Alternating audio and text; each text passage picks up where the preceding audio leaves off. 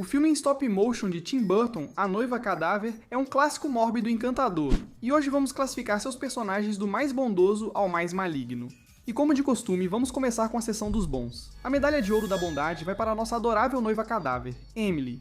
Emily assume um papel curioso durante boa parte do filme. Embora possa parecer antagonista, Emily é simpática demais para assustar ou irritar alguém. Ela realmente arrasta Victor para a Terra dos Mortos, achando que ele estava confessando seu amor por ela. Mas a gente meio que entende. Essa pobre mulher esperou muitos anos por alguém para se casar, e então aparece um homem, diz seus votos e coloca uma aliança em seu dedo. Passei tanto tempo na escuridão. Do ponto de vista dela, é um erro totalmente compreensível. Achamos que o momento mais moralmente corrupto de Emily é quando ela descobre que os votos de casamento não a uniram a Victor porque ela está morta. A reação instintiva dela foi perguntar como poderia fazer com que ele ficasse. Ao fazer isso, ela reconhece totalmente que sabe que ele iria embora se soubesse que estava livre para isso. Isso torna o pedido dela extremamente egoísta. Ao saber que o preço da solução seria a vida dele, Emily rapidamente muda de ideia sobre a decisão. Ela talvez queira que Victor permaneça com ela, mas jamais pensaria em matá-lo para conseguir isso. Mais do que ninguém, ela sabe o quão terrível seria exigir isso dele. Ele se oferece para dar isso, e ela fica tão feliz com a ideia de passar a eternidade ao lado dele que novamente fica cega. Mas mais uma vez, recobra o juízo antes que seja tarde demais. Ao ver Vitória no casamento, Emily impede Victor de tomar o veneno que os uniria para sempre. Ela percebe que, embora o ame e queira um final feliz depois de tanto tempo, não tiraria dele a chance de viver com a mulher para quem ele foi originalmente destinado. A medalha da luxúria vai para Emily, não só pela paixão por Victor, mas também pelo desejo intenso pela vida que poderia ter tido antes de ser roubada. O que mais gostamos em Emily é que ela não demonstra ressentimento por Vitória. Durante a luta com Lord Barcos, você pode ver Emily envolvendo o braço em volta da noiva de Victor, como se quisesse protegê-la. Não vamos esquecer que Emily salva a vida de Victor durante essa mesma batalha. Por fim, ela cumpre a promessa de deixar Victor ir. Mesmo com a oferta de casamento, mantém sua decisão e encontra a paz, certa de ter feito o correto. A história de Emily é a mais trágica e inspiradora do filme. Ela é corajosa, doce e generosa, como mostra o presente perfeito que dá a Victor para o primeiro casamento. Ela é um pouco ingênua no início do filme, mas aprende a equilibrar com a razão. Em segundo lugar na bondade está seu quase marido, Victor Van Dort. Embora Victor seja encantador do seu jeito desajeitado, na verdade achamos que ele comete muitos erros morais no filme. O maior deles é que ele nunca chega a assumir Emily, não de verdade. Ele tenta explicar que só se casou com ela por acidente, mas logo muda de assunto ou deixa que ela o interrompa. Ele passa muito tempo fugindo dela e piora ainda mais a situação ao deixá-la acreditar que pretende ser seu marido. Achamos que um dos momentos mais cruéis disso é quando os dois chegam à superfície. Ele sabe tudo o que essa mulher passou, mas ainda mente pra ela. Já volto. Tá bom?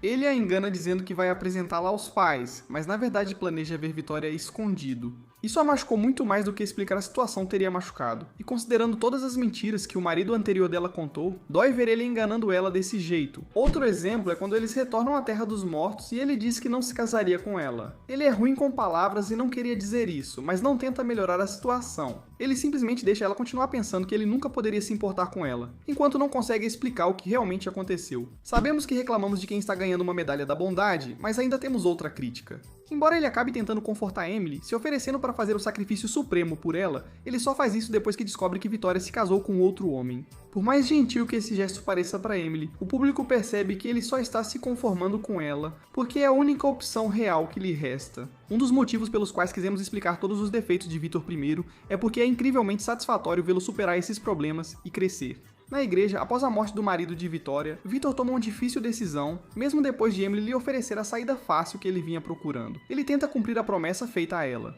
Isso mostra que ele aprendeu a se importar com ela e concluir algo. É um grande desenvolvimento de personagem em poucos dias. Ficou claro para nós que ele saiu dessa experiência melhor. Com a medalha de bronze do bem está a Vitória Everglot. Victoria não se desenvolve tanto quanto Emily e Victor, mas não deve ser ignorada. No início do filme, é uma das personagens mais puras. Embora isso tenha dado a ela menos crimes ao longo do filme, também não lhe deu a oportunidade de crescer tanto quanto alguns dos outros. Isso não quer dizer que ela não se desenvolva, porque com certeza ela se desenvolve.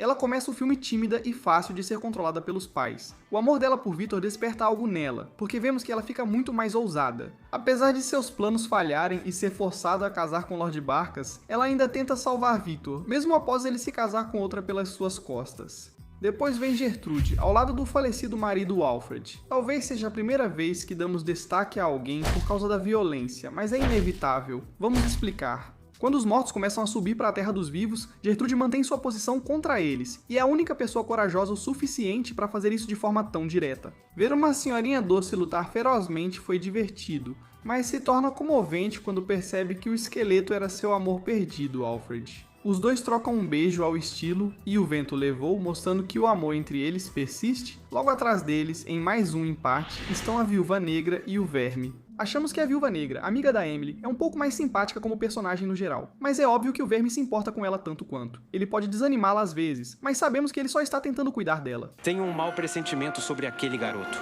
Isso fica claro no número musical desses dois com a noiva cadáver, quando tentam animá-la após a briga com Victor, ressaltando suas melhores qualidades e buscando melhorar seu ânimo. Isso faz pensar se ela precisava de marido com um sistema de apoio tão bom para um cadáver.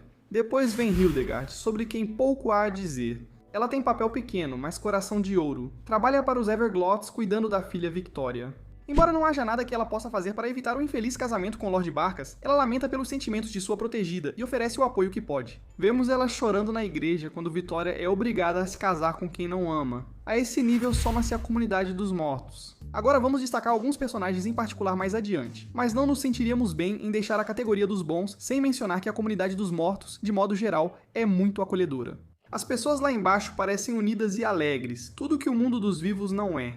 Isso se destaca na união de todos ao apoiar Emily quando é injustiçada e ao se esforçarem para lhe proporcionar o dia especial que ela queria.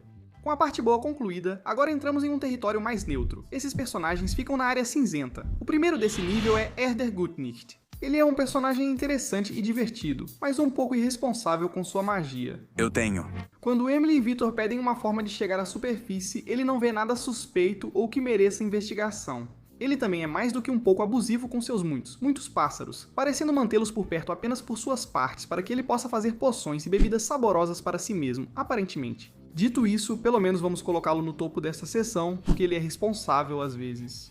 Quando os mortos tentam atacar Lord Barcos, ele os lembra de que é proibido ferir vivos. Logo abaixo está Mayhew, que representa um meio termo nesta lista, e não tem muitos pecados a se arrepender. Ele apenas mantém a cabeça baixa, e trabalha até que isso literalmente o mate. Felizmente, vemos que está saudável e prosperando na Terra dos Mortos, com a tosse curada. O próximo é o Arauto da Cidade. Ao falar de quem só faz seu trabalho, é admirável o compromisso do Arauto com suas funções.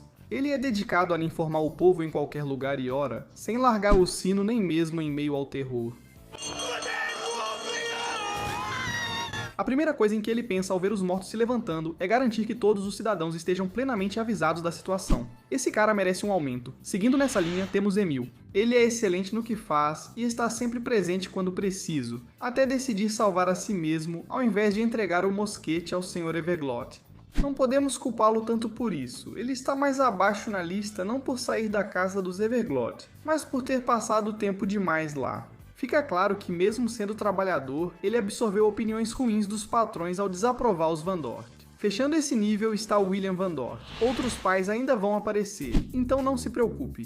Mas o único que achamos que passa raspando como não sendo ruim nem malvado é o pai de Victor, William. William Van Dort leva a medalha da preguiça pela forma como permite as atitudes da esposa. Seu maior erro é nunca enfrentá-la, mas falaremos dela mais adiante na lista. Consideramos dar uma posição compartilhada, pois atuam como equipe, mas optamos por poupá-lo, já que é ela quem age mais. William é um comerciante de peixes muito bom no que faz e dedicado a sustentar a esposa. Agora vamos aos maus e perversos. Esses são os personagens que nos fizeram tremer de medo e raiva. Para começar, temos Bonnet Jungles. Esse esqueleto cheio de jazz é o melhor, exceto quando precisa manter a educação como convidado no mundo dos vivos. Eu adoro uma mulher com carne nos ossos. Algumas atitudes de Bonnet Jungles passam despercebidas porque seus colegas não se importam. Usar as costelas de outro membro da banda como ilofone só é estranho se o próprio reclamar. Também questionamos se era papel dele contar toda a história da Emily ao Victor, algo que talvez só ela devesse fazer.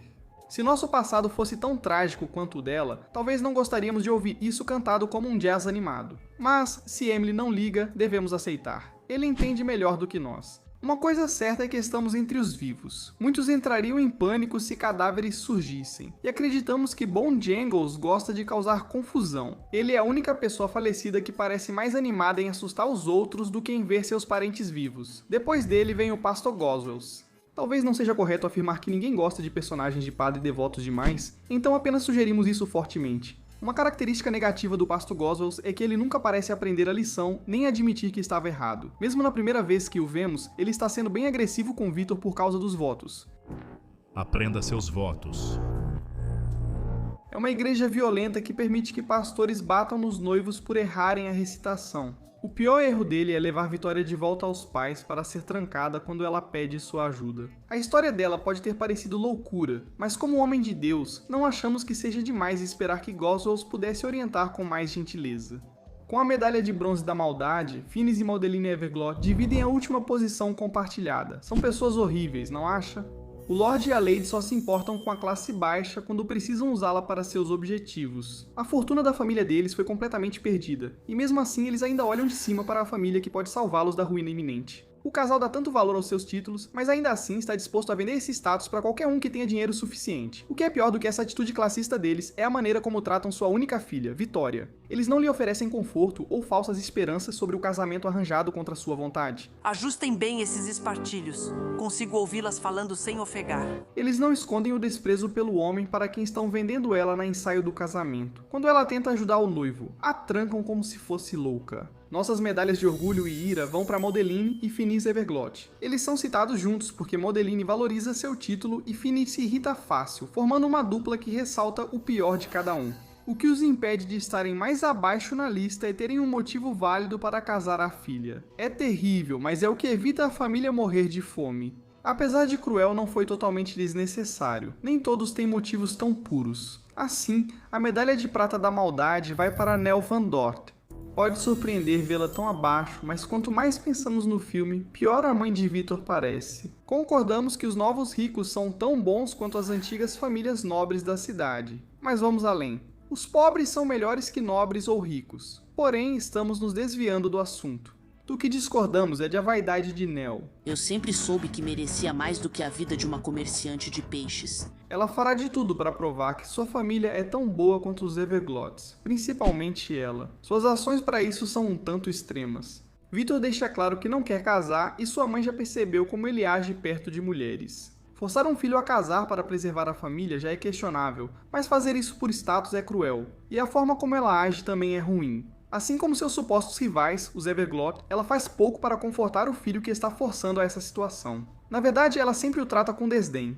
Ela compartilha histórias constrangedoras sobre ele quando ele some. Além disso, não acredita no arauto sobre a mulher misteriosa, pois duvida que um cadáver queira ficar com ele.